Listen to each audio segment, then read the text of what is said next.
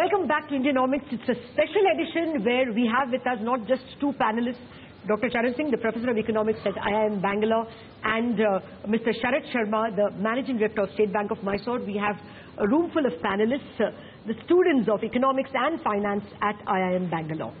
Well, before going to the break, we were in this hot discussion about whether public sector banks should be given a little more munificence in several norms. Let me just shift that question on the head and discuss what reforms are needed for public sector banks so that, they are best in class. Well, let me start with the experts. Dr. Singh, what would you think should be the first 2 or 3 reforms that the government should adopt like yesterday? Well, my thoughts are there are some requirements to be used in public sector banks. And PJ Naik committee serves a very good benchmark to start launching those. The governance reforms are necessary. The boards, one of the factors why public sector banks don't perform as well as the private sector banks is the boards are very effective in the private sector banks. They're regularly monitoring it and everybody is accountable. Up here in the public sector banks, boards are sort of non-existent. I don't mean they don't exist, but how effective they are. I think the boards need to be reconstituted. I also think the term of the chairman needs to be prolonged so that he's held accountable for what he's doing. The third thing is right now we are talking about capital adequacy and we are thinking of helping some of the public sector banks. I think just helping the public sector banks is not the right way. There has to be certain yardsticks and benchmarks. The top management has to be held responsible. We are flushing taxpayers' money, providing it to you. So only capital for those who perform? Perform and have benchmarks. Maybe you have annual benchmarks and tell them you are accountable for it, otherwise your head is off. So even a hire and fire attitude. I want to bring in one point which has been hurting me for a very long time. You must have read it a few months back. All public sector bank employees got a raise. And that was surprising. Not at all related to the efficiency of each of those public sector banks? Mr. Sharma, let me get you there. The latest that we have heard from the public sector banks is that 3% of their profits be set aside as performance incentives.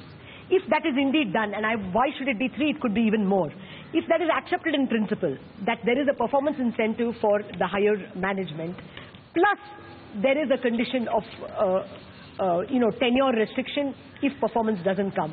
A combination like this is a good idea, you think? Professor Charan mentioned that you had an industry-wide wage settlement. Why should it be so? It shouldn't be. Why should you? So exactly, the point which you raised about 3%, that issue has been flagged by State Bank of India. Yeah. And the government guidelines say 1%. So let's see what happens over there. But I would say 2 factors. One is the lateral recruitment part of it. That we should have flexibility where the better banks are, there is an issue, they are suffering. The other is the compensation structure, essentially for the senior management in public sector banks.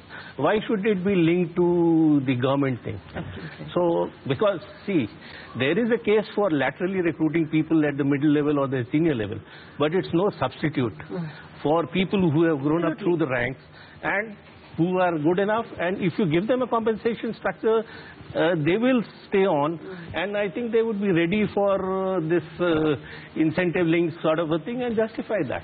You think an incentive-linked compensation structure, performance-linked compensation structure, plus the ability to fire, plus the ability to laterally hire, is something that the management can sell to public sector banks as a whole? Are we in that stage? I think slowly. Politically, is it possible?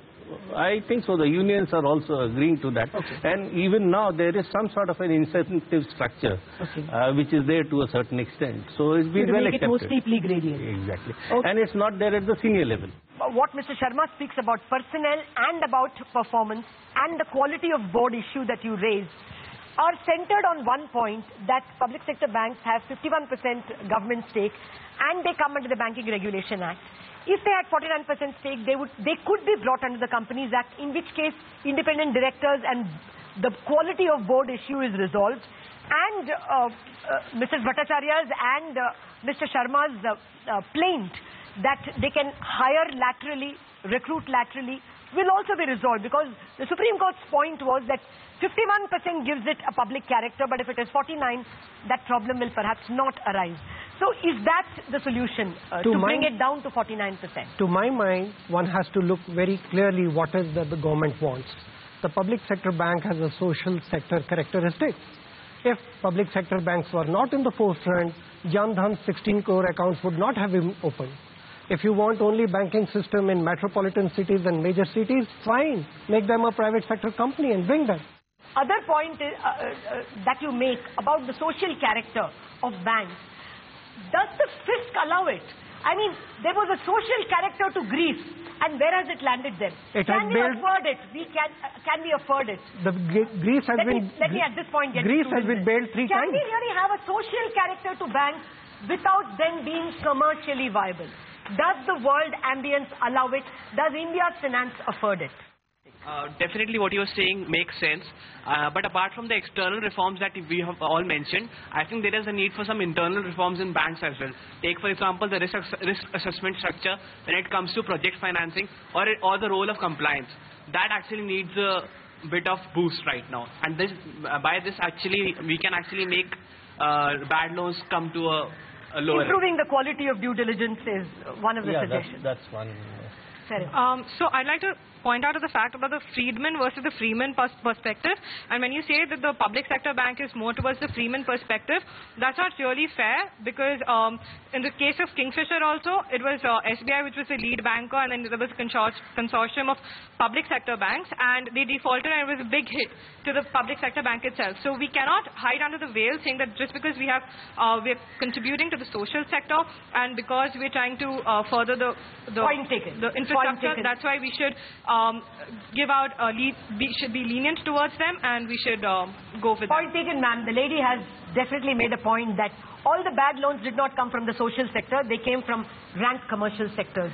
Any other observations on should we preserve the social character of public sector banks, or any question on what reforms are needed? Yes, sir. In other countries, like the public sector, these infrastructure project comes from the bond markets as well as the pension funds. But in India, we don't have a vibrant bond market and a pension sector. So I think the the public sector banks are required to give loans to these things. They are not in position to deny. We are still a bank-led industrial financing sector. I think that gentleman there had a question. Like in the developed economies, we have a very high proportion of in the financial markets who want to take risks. But in India, we don't have an active junk bond market. We don't have a private equity market. Don't you think that an active government's active role in promoting the overall financial market would help in curbing this problem? Okay. So that it will have give opportunities to banks to offload the risk to these players who want to take risks. I want to add one more point, because it's a closing round. I think the public sector banks have the best talent that they took from the market when these people were recruited. I think they need to emphasize more on appropriate training, and part of their training needs to be on major issues which are now catching up in the world, and those are ethical issues. And I think public sector banks need to focus on one more thing in addition to training, is what are their niche areas. Now, earlier when the public sector banks were nationalized, they were prominent in different parts of the country. Now all of them are everywhere, and probably they are facing competition from themselves, amongst themselves. Probably a consolidation of public sector banks will help. So they need to... 4 big state banks is better than having 14 public sector banks. So they need to determine their niche areas, and they need to specialize there and extend loans there. Okay.